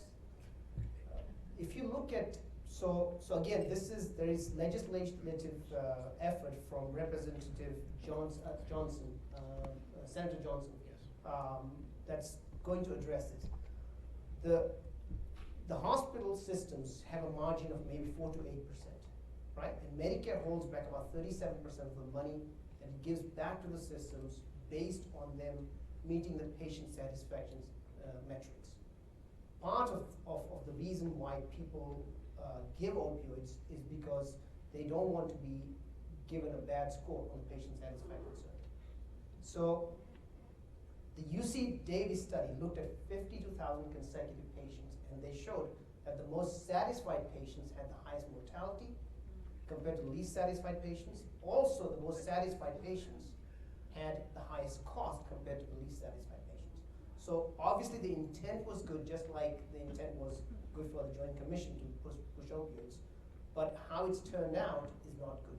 So some of this, again, both federally and locally, in the state, it is being addressed, and hopefully, Mass General, for example, spearheaded this whole thing with Jim Rathwell. Hopefully, next year, this will be taken out. If you don't give somebody a benzodiazepine, if you don't give somebody an Adderall prescription or an opioid, you shouldn't be dinged for that. So that is coming down the line as well. So I'm glad that question was raised. Next question, anybody else? So I have a question for Dr. Yes, was that a question? I'm sorry. There is another online question. So this one says, I have not heard anything about Vivitrol. What are your thoughts on this? Okay, so it's difficult to get through all the slides in a short period of time, but so one of the laws that we actually put in place dealt with treatment and alternative or treatment diversion programs, most commonly as a drug court, but additionally it made some dollars available for treatment in rural and underserved areas. You get to a rural area and addiction, as the maps have shown, is just as pervasive it is in areas that have the services. So we created, DHS created 3 pilots that are testing traditional 12-step. They're testing Suboxone and Vivitrol assisted treatment.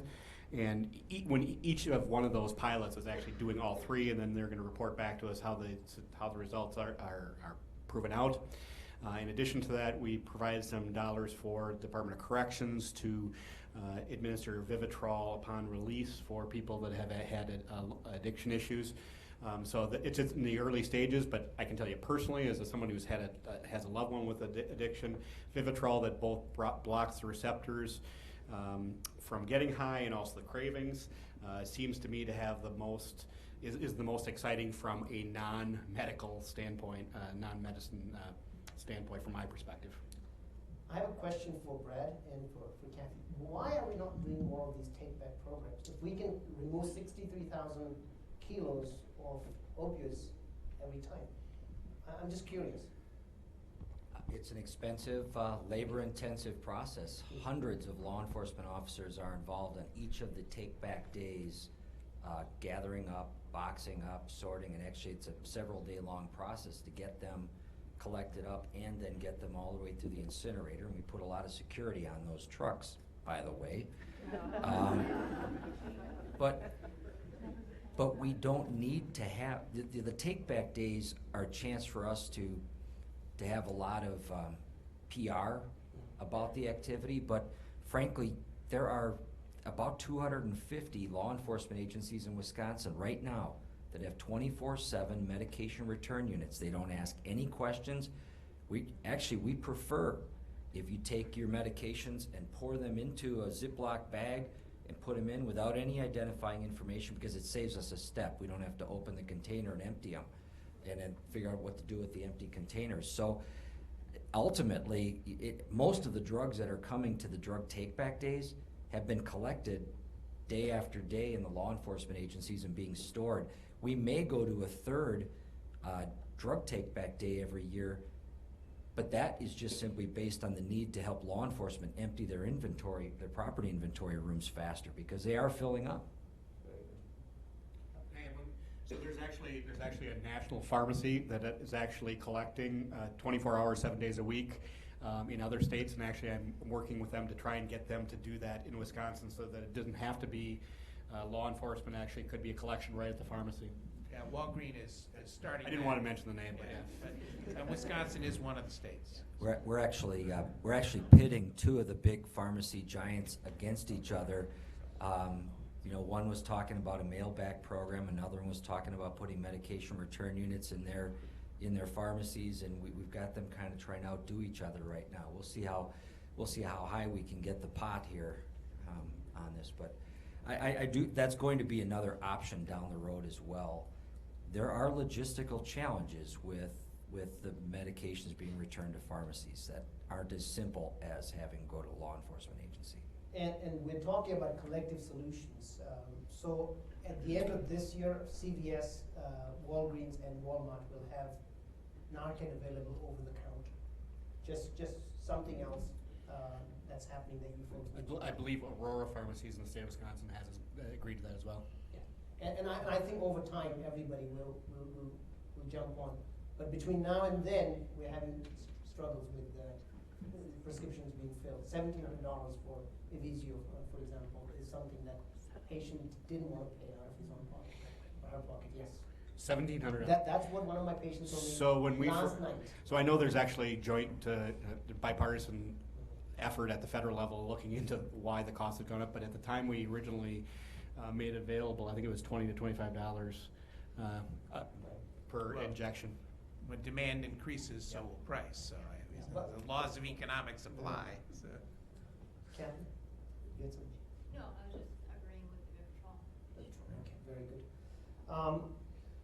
Okay, so time is up. We're going to end the whole presentation with a single case of another patient who's in the audience. Angela is here. Can we play Angela's video? And again, thank you everyone for coming together. It's been a wonderful presentation from each one of you. And I know you guys have a busy schedule and you have 1,000 other demands on your time, so sincerely appreciate you coming and highlighting this problem and offering some very good potential solutions. So thank you again.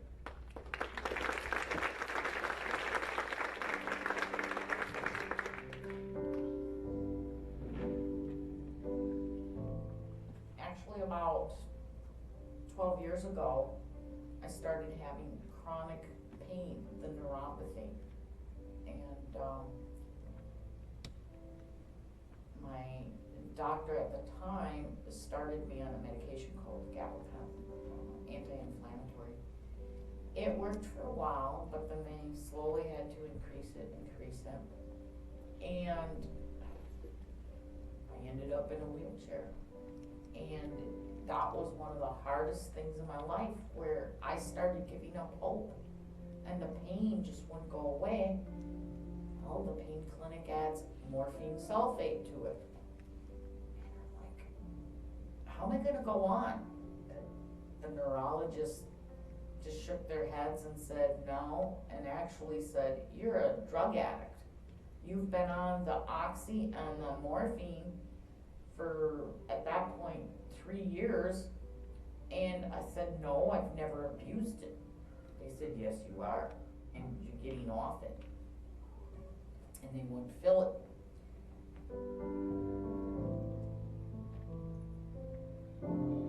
The depression was overtaking me.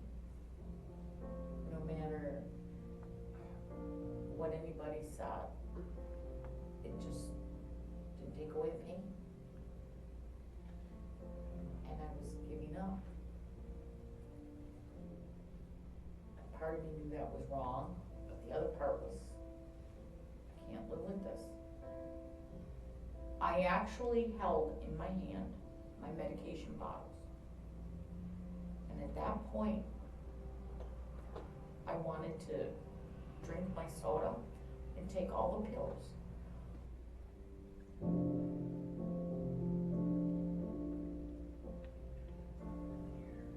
I came upon pain management actually through a team of doctors and a medical team that I was assigned to. At first I took it as an offense, like, why? But my doctor at Encircle felt I would benefit more from a team. I met with the nurse first, and she told me about this device, neural stimulator implant, but it's a long process to get approved, and I hope other people can go through what I did. It takes patience, perseverance. When you've got a team like Cynthia, Dr. Cook, and Dr. Patel, who all really care and work with you, anything is possible. I'm a walking, talking machine now.